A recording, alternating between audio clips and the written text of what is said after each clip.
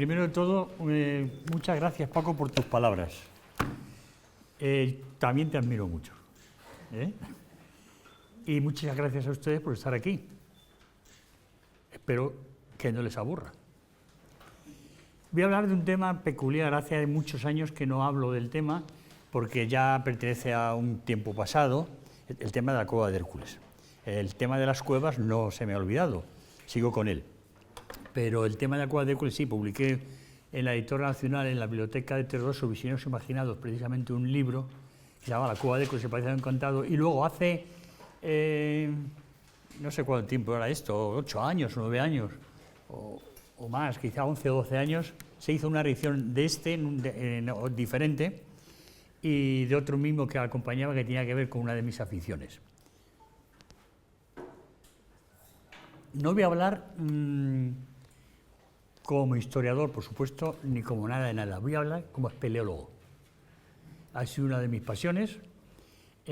Con 18 años me metí en la Escuela Provincial de Espeleología de Madrid para dedicar durante muchos años los fines de semana y los puentes, Macuto, Campo, Escala, Piolé, Cuerdas, o sea, y me he recorrido España entera visitando cientos de cuevas, explorando, ¿no?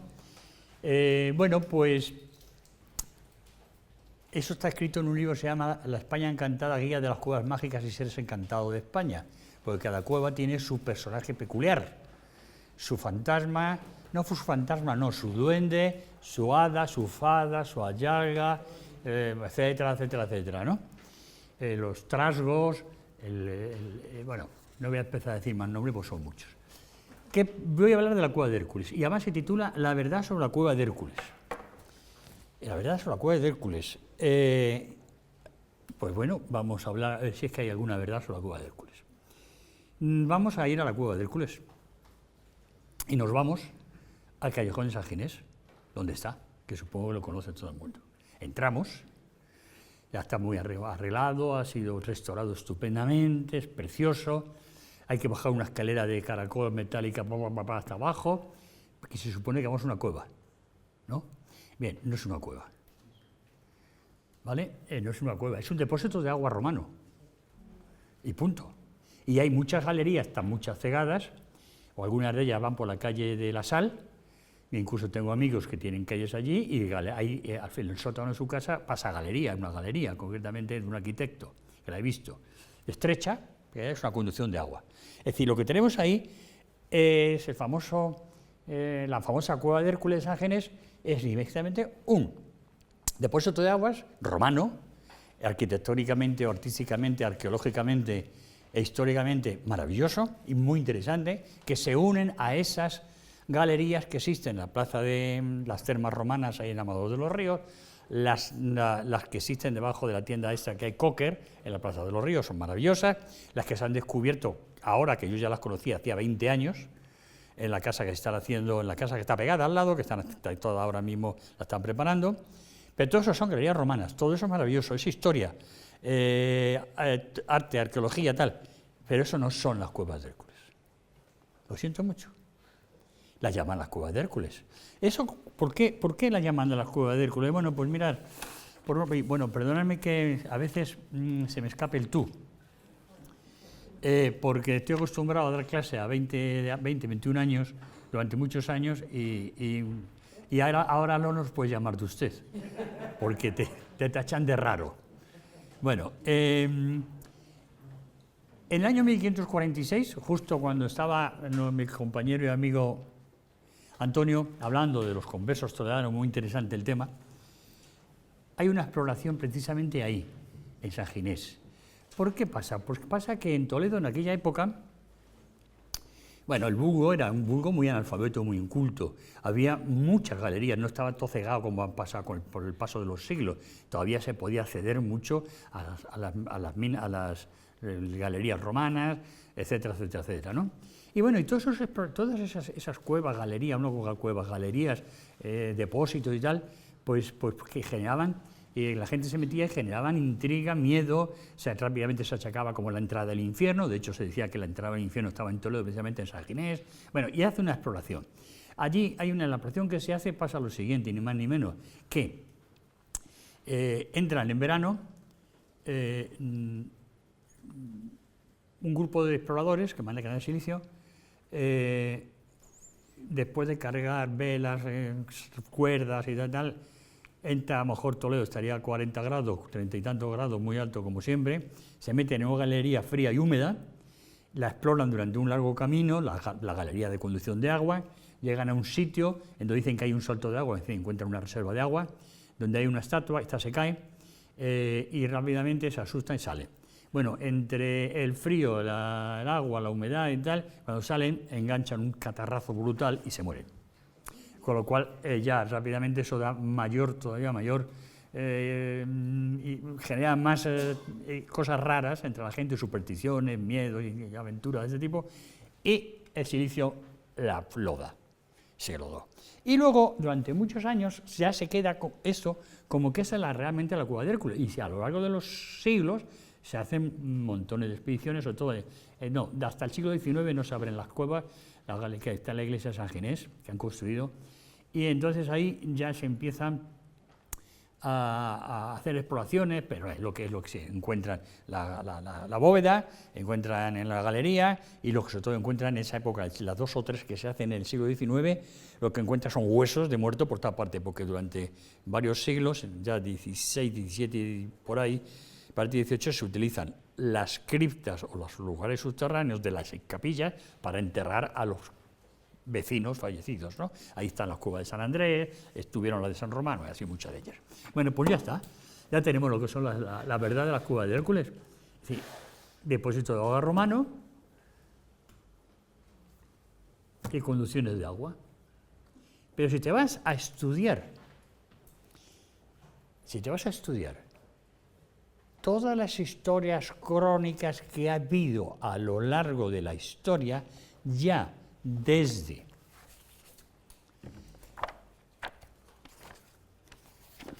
el siglo IX, que aparece la primera crónica del egipcio Ben Abdelkaen, luego viene Abdalá Ben Uabab, que muere en 1813, Aleix Ben Kad, muerto en 791, y todos ellos están hablando precisamente de una cosa que llaman la Casa de los Cerrojos, que era el lugar secreto fundado por Hércules allá, antes de la existencia de la ciudad de Toledo, en un cerro de Toledo, en el cual le establece él una escuela de nigromancia, de magia, que es una cosa que en Toledo va a tener luego mucha tradición durante muchos siglos. Precisamente en la otra conferencia hablé sobre la escuela de nigromancia de Toledo. Bueno, Abendo Cordavez, año 840, son las crónicas árabes que tengo aquí recogidas, Aben al-Cutilla, al-Macari, bueno, de hasta el siglo X, un montón de ellas que rebusco aparte. Y todas, o casi todas, van pasando los siglos.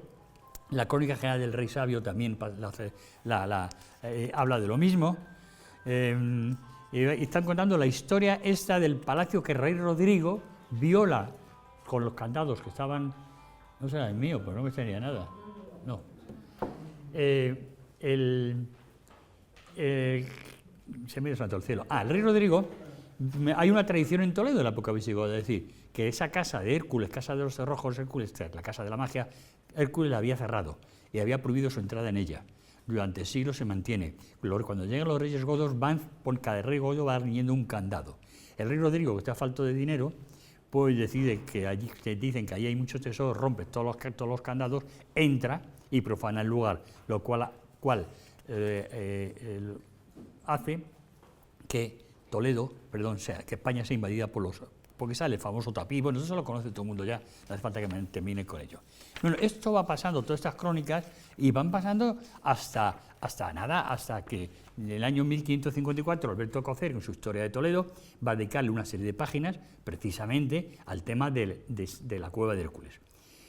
Pisa, en 1605, también le va dedicando temas. Y es curioso, de todos estos autores, Alcocer, Pisa, Lozana, Rojas, Ambrosio de Morales, Cristóbal Lozano, como lo he dicho, que la mayor parte de ellos tienen cosas como esta. A ver.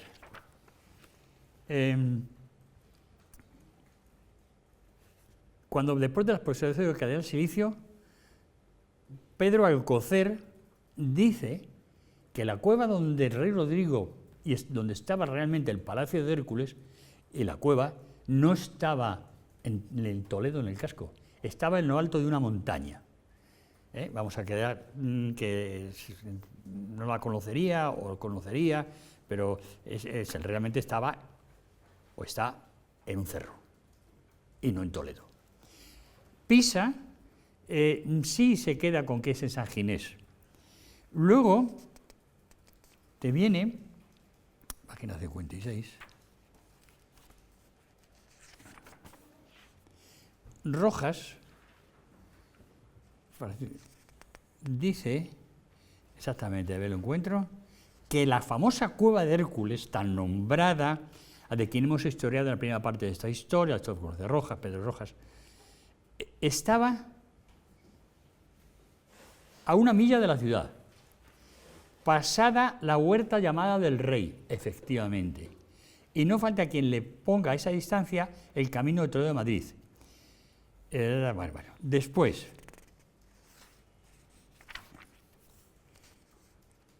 Cristóbal Lozano repite lo de Rojas y dice que la tradición que hay de la torre, porque entonces habla de la torre de Hércules y Palacio de Toledo, etcétera, etcétera, está en un cerro y que en las afueras de Toledo, a 1 milla de la ciudad, y que el rey Rodrigo la hizo cegar, la boca de la gruta, etcétera, después de esto. Bueno, sigue así. Más. Cristóbal Lozano también voy a decir que la cueva está a 1 milla de la ciudad. Padre Román de Leguera dice lo mismo, Salazar de Mendoza dice lo mismo, y entonces todos estos autores, la mayor parte de ellos, ya van soltando o diciendo que la cueva de Hércules realmente está fuera de la ciudad, que según recogen en todas las tradiciones y las crónicas árabes de los siglos 8, 9 y 10. Bien, hay un... Aquí está. Vamos a ver. Por ejemplo, ay, hombre, es que he traído los papeles revueltos y cuando revuelvo las cosas, aquí está.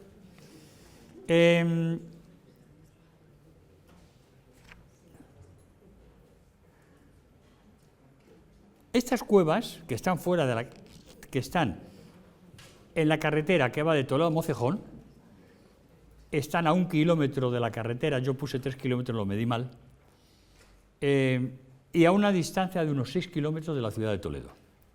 Bien.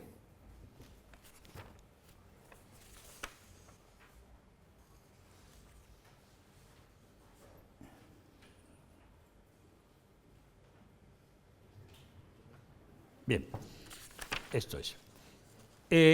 La entrada a este lugar, vamos a buscar la entrada a este lugar. Por ejemplo, este lugar no se conoce la entrada. Es un cerro, una loma, está a 1 kilómetro, sí, de la carretera de Toledo a Mocejón, pasado a Zucaica. Lo vais a ver, alguna de las hojas que he dado, que hay esta, que son 2 entradas. La entrada real no se conoce. Es decir, no hay como cueva, como cantera, que la van a llamar después, o como lo que sea, no hay entrada. No hay entrada. Lo que hay es, ni más ni menos, que un hundimiento del suelo. Yo he estado en esta cueva, está prohibido ir, lo digo por si a alguien le apetece meterse allí, que se olvide. Está prohibido terminantemente. Yo habré estado en estos años unas 30 veces. De furtivo. He entrado, sé el truco y el camino para llegar, sin que no te van los guardas de la finca, y he entrado muchas veces, he estado muchas veces ahí. He buscado la entrada, imposible. Cuando te acercas a estas 2 entradas, mirad, la primera, esta luego aparecerá aquí, la primera de la izquierda. Eso es hundimiento del suelo. Aquí te escurres un poquito para abajo, poniendo el culito, perdón, en el suelo, te bajas para abajo y entras en una galería. Bueno, una vez dentro, lo escribo aquí en el libro, el visitante se encuentra en una sala de tipo laberíntico, con enormes pilares o columnas de base cuadrada y dimensiones iguales a 3 por 3 metros, algunas 2 por 3, 1 por 2, 1 por 3, pero generalmente suelen ser entre 2 y pico y 3. Una de las primeras cosas que salta a la vista es su origen artificial y lo extraño de su construcción, que en muchos momentos recuerda a las catacumbas romanas. No son catacumbas romanas. El suelo se encuentra por diferentes sitios sembrado de cascotes procedentes del techo, por lo que las visitas se hacen cada día más peligrosas. Sobre todo, por eso yo cuando voy tengo mucho cuidado. Si algún visitante tiene la funesta idea de alterar la topografía o la decoración de la cueva, es decir, tirar de una piecita para ver qué pasa. A continuación de la exploración, coger el otro plano, que tenéis, el plano auténtico de la cueva. Miráis el plano, vejáis el punto 3, he entrado por, ¿veis el punto 1? Que flecha una flecha, un poquito, unos metros más hacia allá, unos 10, 15 metros. Bien, en el punto 3 hay que pasar a gatas, porque no puedes entrar de otra manera. Nada más entrar, desembocas en dos pequeñas salas de apariencia circular. Seguidamente se entra en una zona similar a la de la entrada, formado por un extraño laberinto hecho a base de columnas y corredores. Por la derecha se llega a una nueva sala circular con dos piedras paralelepípedas que dan la impresión de haber hecho las veces de ara o de mesa. Son oscuras de color negro, pero es porque están contaminadas por la murcielaguina, el excremento de murciélago.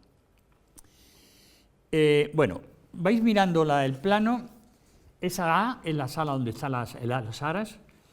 Fijaros, de la punta del número 1 justo al punto 5, ahí hay unos 180 metros. O sea, no hay 10 metros, hay unos 180 metros.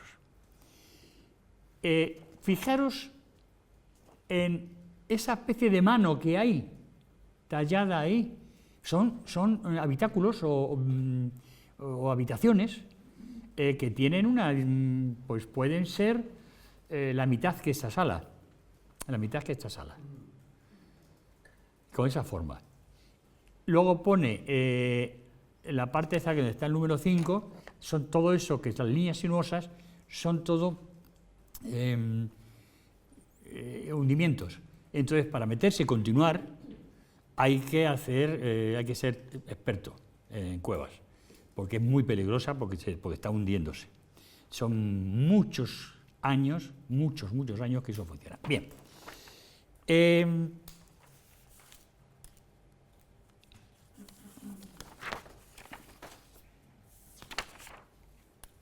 A ver.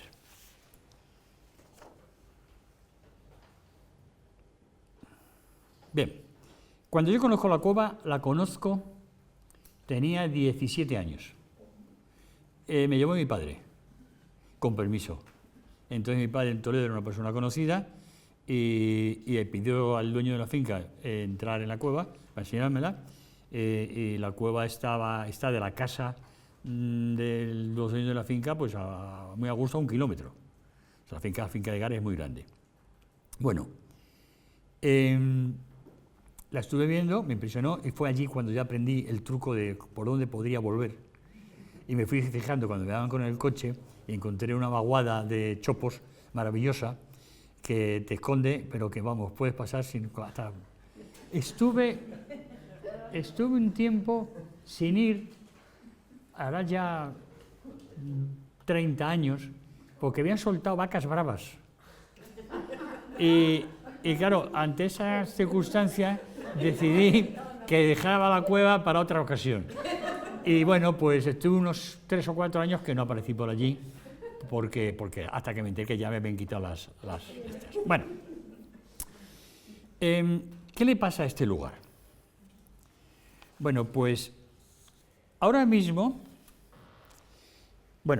una de las cosas más curiosas que hay, avísame cuando sea el tiempo, porque yo me despisto rápidamente. Yo daría un poquito ahí. Sí, bueno.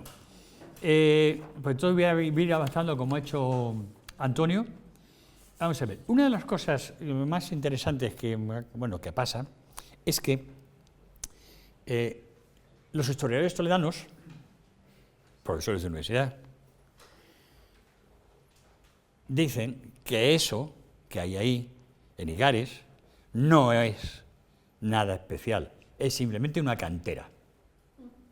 Cantera, de donde se sacaba material para la catedral y para otros lugares emblemáticos de Toledo. Vamos a ver, yo he visitado minas de todo tipo, abandonadas, de la Encina, bueno, por muchos sitios, ¿no? Hay en Almorós, minas antiguas y tal. No tiene nada que ver con una mina, ni con una cantera, nada que ver. Exactamente, ya en 1892, en la revista Semanario Pintoresco Español, Juan Moraleda y Esteban publica un artículo que ha descubierto, porque dice que en 1892, que le han enseñado, vamos, Juan Moraleda y Esteban, ha descubierto las cuevas y dice, bueno, que son antiguas catacumbas cristianas. No son catacumbas, pero dice que son antiguas catacumbas cristianas.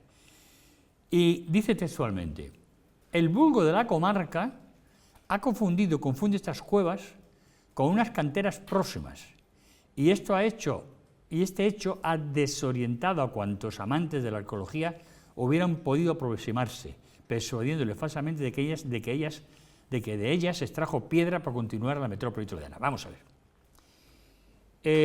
No son catacumbas. El artículo dice que ha descubierto las catacumbas cristianas de Toledo. No tiene sentido. A 6 kilómetros de Toledo no se excava una cosa de ese tipo en época romana para esconderse 200 cristianos que había. Solamente marchando los 200 por toda la carretera o el camino de la cueva ya los habían visto. O sea, que no tiene sentido. Es que no es lo mismo que en Roma.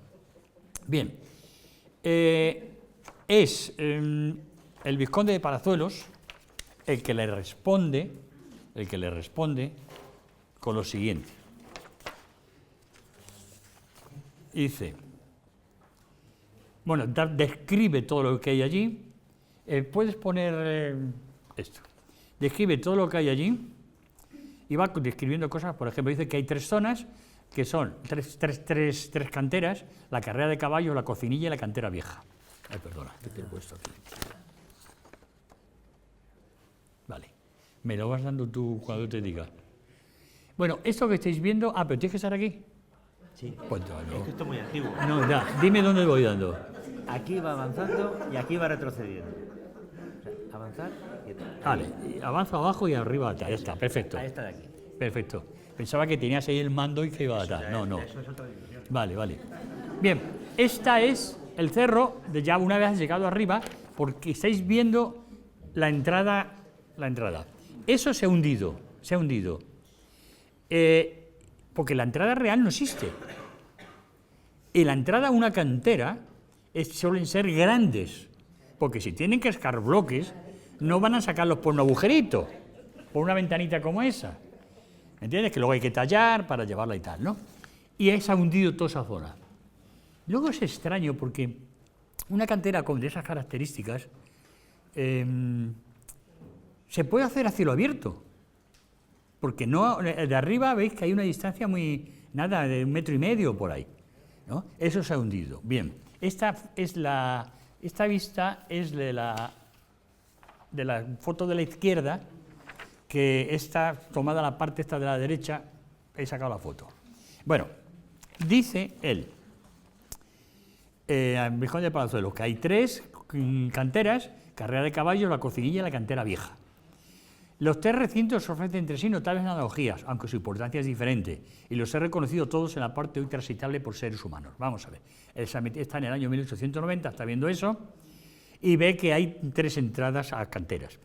Yo las veces que he estado allí, que creo que casi 40 veces me han dado para recorrerlo todo, verlo todo, andar 300, 400 metros por encima, todo es una sola cantera, como dice él.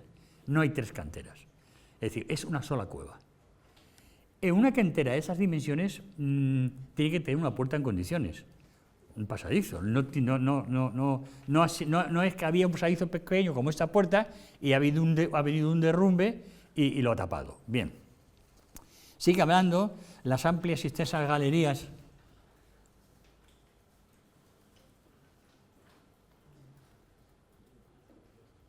Bueno, hoy tengo un día raro. No sé. Bueno, esto es el plano que levanta el Vizconde de Palazuelos, ¿lo veis? Y otro que, como eran entonces, las galerías, también ahí ve las columnas, los cuadros, y se ven las dos salas que aparecen. Hay más salas. Otra vez, ¿lo veis a ver? Aparecen otras galerías, aquí una sala cuadrada, que la conozco yo, y luego la 4, que es, ¿no? Él hace un dibujo diferente, que es la sala en donde está las aras estas que hay allí de tal. Esto me lo pusiste tú. Esto es de Moraleda, pero puedes saltarlo. Sí. Donde dice que son catacumbas. Catacumbas. Bueno, ahí tenéis la entrada. Ahí dentro, ya hemos entrado. Fijaros en una cosa curiosa. ¿Qué columnas, qué lugares? Ahí veis que hay cascotes y lascas, ahí tenéis una abajo, una buena pieza que se ha caído y luego otras pequeñas. De esas me llevé yo una pequeña. Ahora explicaré para qué. Bien, va describiendo aquí en el Vizconde del Palazuelos, en otro artículo que pone como respuesta a Moraleda y Esteban, va escribiendo todo y va diciendo cosas. Y dice que, bueno, que el vulgo ha dado en llamar templos a estas cámaras de forma relativamente irregular, que por estas circunstancias han hecho incurrir en confusiones, que de una vez para siempre deben de desvanecerse, que no hay bóvedas ni aras, que solamente son sillares a medio labrar, etcétera, etcétera. Vale, vámonos a creérnoslo. Vale. Y el Vizconde de Palazuelos dice una cosa muy curiosa. A continuación, dice que él, que lo he hecho yo, cogió un pedrusco de estos y lo mandó a un distinguido catedrático de esta corte de Toledo, un fragmento de roca de esa cantera, que yo le proporcioné.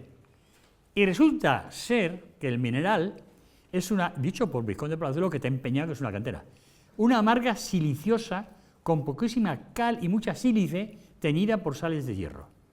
No sirve para nada. Eso no sirve para nada. Y de hecho, bueno, luego más adelante viene también también en el artículo de Vizconde de Palazuelos, dice, y insiste Machacono, esto lo cuento yo, digo, un año después, eso está de mi libro, un año después es contestado por el Vizconde de Palazuelos en otro artículo del mismo nombre con el citado boletín. En él insiste, se extrajo piedra caliza para la catedral, no es caliza, que yo la he visto, la he tenido en mis manos, que todo el mundo que habla de esto no ha estado allí, porque la gente no puede entrar, más que 4 o 5 que no entienden de piedras. Y después de llevar 40 años o 50 metido en cueva tras cueva, pues ya empieza a entender un poco de piedras. Dice que ahí estuvo el arquitecto Arturo Mélida en el siglo XIX, que visitó estas cuevas para obtener piedra con objeto de levantar el monumento a Colón, en Madrid, que se encuentra en el Paseo de la Castellana, y desechó la idea por la mala calidad de la piedra, siendo esta una caliza, que hay pedazos calizos, que da abundante efervescencia tratada con ácidos y aparece ligeramente teñida en algunos puntos por el hierro. Es decir, que no es utilizable. Bien, a ver, aquí viene otro también, de esto, la maga siliciosa. Es que se habla también en otro momento, aquí está, Arturo de Mélida está contado. Bueno, pues yo me llevé una piedra de estas y fui, ya hace muchos años, al Instituto Geológico y Minero, que está en Madrid, en la calle Río Rosas, aparte que tiene un museo extraordinario, para que la analizara. Y me dijeron, y después de unos días, me conocían allí, porque yo iba mucho por allí, y me dijeron, como espeleólogo, porque llevaba cosas, etc. Bueno, y me dijeron que esa piedra no era utilizable para nada. Por aquí cuenta alguien que efectivamente en un momento determinado se hizo la fachada de Museo de Santa Cruz con esos que hay, que es plateresca, con esas estatuas y tal, con la piedra de ahí. Y todavía no se han enterado que no es cantera, que existe la cantera. Sí, señor, existe. Está a 1 kilómetro. Hay una cantera. Y se han equivocado siempre los que escriben de oídas y no visitan el lugar, se han equivocado y dicen que eso es una cantera. De hecho, existe todavía ahora mismo en la ciudad, aquí, en Toledo, en la facultad, algunos profesores de historia que utilizan mi libro para hablar de esto e insisten que es una cantera. Vaya usted, cuando quiera, allí, visítelo, encuéntrelo. Vais a ver.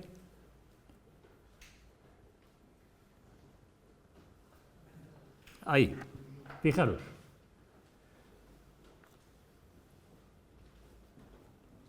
Fijaros qué vistas tan impresionantes. Es gigantesco.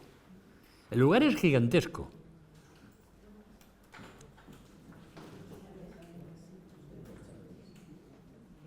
Ahí veis los hundimientos, cómo se van quedando los cascotes. Mirad qué preciosa tao templaria que hay dentro de la cueva, tallada. Esto fue la última vez que estuve, hará 3 o 4 años, no he vuelto. Fijaros qué pedazo de columna, son amigos. Fijaros qué pedazo de columna, enorme. Y las galerías, esto es impresionante, son cientos de metros, pero es que luego yo me he subido arriba y he ido corrido por los cerros y sigo avanzando y voy encontrando hundimientos. Y entro y ya está muy deteriorado. Ya son pequeñas entradas, hay 4 o 5 columnas, me tengo que agachar, pero está muy peligroso, ya no suelo meter. Bien. Vamos a ver. Me vais a disculpar, no he ordenado hoy bien los papeles y tengo un despiste mayúsculo. Aquí está. Vamos a ver. Cueva de Igares. Para mi gusto, lugar especial, que tiene algo que ver con algo, que no es cantera, que la cantera está más lejos. Voy a decir que tiene algo que ver con algo, diré que algo es. Os voy a contar, es una loma que hay en medio del campo, a 1 kilómetro, con los 2 agujeritos esos que te metes, y fijaros.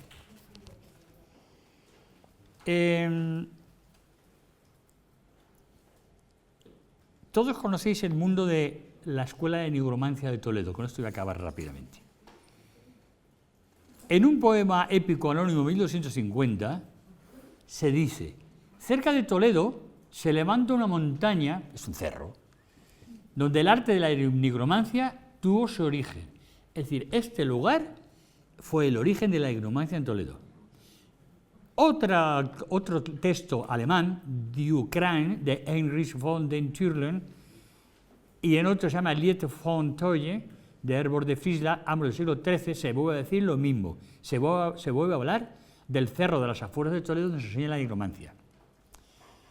Curiosamente, al lado de esta cueva, que está en la finca de Igares, a 1 kilómetro había un antiguo castillo, pequeño, que yo no sé si queda ya nada, unas pequeñas, pues la última vez que supe algo de él, eran 4 pequeños muros. Creo que lo restauraron. ¿Sabéis quién se va a vivir allí en 1231? 1261. Donado, regalado el lugar por Fernando III el Santo, pues se va a vivir Germán de Salsa, que es el gran maestre de la orden teutónica, que ha venido a España a acompañar a la que va a ser esposa de Fernando III, que es extranjera. Bueno, con él está uno de los traductores, que es Germán alemán, en la finca. Pero es que en esa época también está en Toledo y establece relación con ellos Miguel Escoto, que será un reputado nigromante, o traductor de libros negros, nigrománticos, Por ejemplo, tiene un libro sobre los demonios maravilloso, se llama Liber Perditionis Animae Corpori. Bueno, pero es que además todos estos van a terminar tiempo después, ¿sabéis dónde?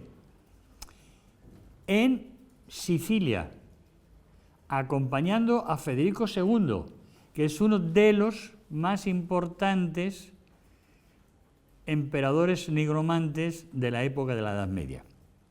Pero hay más cosas. El cerro, famoso cerro donde están las cuevas, aparece también en el poema épico alemán Karl Mainet.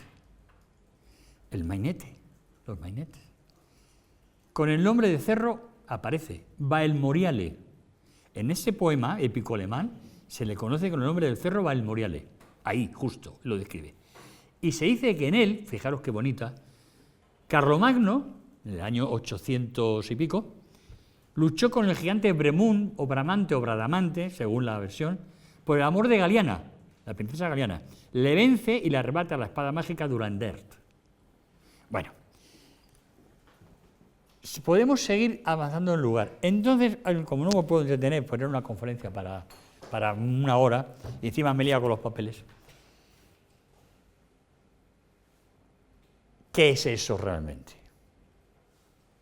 Si no es cantera, esa magnificencia enorme que es subterráneo, que son 100 y 600 metros de galería, que yo he recorrido el cerro por la parte de arriba, es decir, se sube por arriba, luego hay llana y va entrando a unos casi 800 metros, vuelve a bajar. Y visto todo eso horadado por los hundimientos. Bueno, pues con esto acabo. Fijaros cosa curiosa, y ahí dejo la pregunta porque es que para estar mucho más tiempo.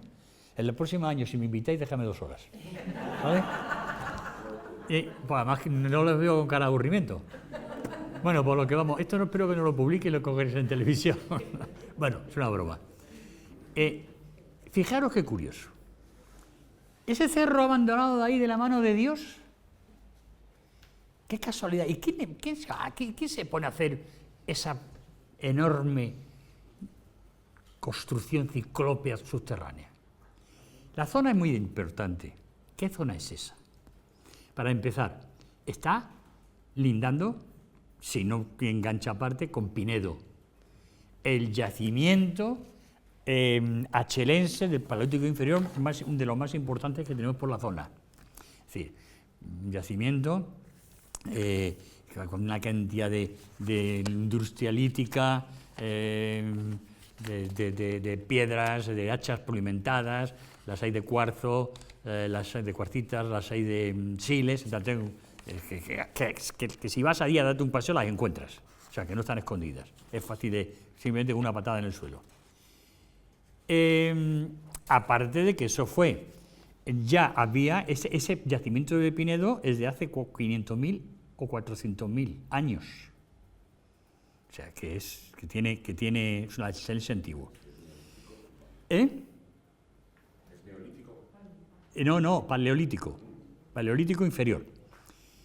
La zona no era una zona esteparia, era más o menos una sabana, con menos estepa, en la cual, con algunas pequeñas zonas boscosas, en las cuales había cantidad de cérvidos, por ejemplo, el Cervus elaphus, que era bastante grande, también había hipopótamos, estaba el Tajo, era más grande el Tajo, llegaba mucho más arriba, había muchos restos paleontológicos de caballos, el Equus hispanis, el SP, bóvidos, tal, y probablemente habría estos tigres famosos de dientes de sable y tal, o sea, era un lugar especial, con mucha alimentación para que estuviera allí una población en el Paleolítico, tal. Pero lo más interesante, ya continuamos, ya no tan lejos, sino es que no, ya con esto acabo, fue terreno carpetano. Los carpetanos, que han ocupado toda esta zona, entre otras muchas cosas, estos tenían una costumbre, que era a sus dioses, o las cosas que hacían eran templos subterráneos. Y hacían construcción subterránea para sus cultos. Aunque vivían normalmente en poblados, pues también vivían en cuevas. Fijaros en una zona carpetana, que es el Risco de las Cuevas, en Perales de Tajuña, en Madrid, que vosotros habéis pasado la carretera y ahí hay 50 cuevas que están puestas en la pared, que para subir es muy difícil. Ahí estuvo Quinto Sertorio, cónsul romano, general romano, intentando hacer que se rindieran los carpetanos. Estos estaban arriba, les tiraban piedra y no había romano que subiera. Y entonces lo que hacen es agitar el polvo del camino con los caballos y hacer muchas hogueras dirigidas de tal manera que el humo vaya a la pared y se meta en las cuevas, con lo cual los obliga a los carpetanos a rendirse. Es decir, ¿sería posible que estas supuestas canteras, que no son canteras, que las canteras están a 1 kilómetro, hayan sido construidas por el pueblo carpetano y que haya sido un templo gigantesco subterráneo dedicado a sus dioses? Bueno, simplemente lo cuento, no digo que sea cierto. Y ya no.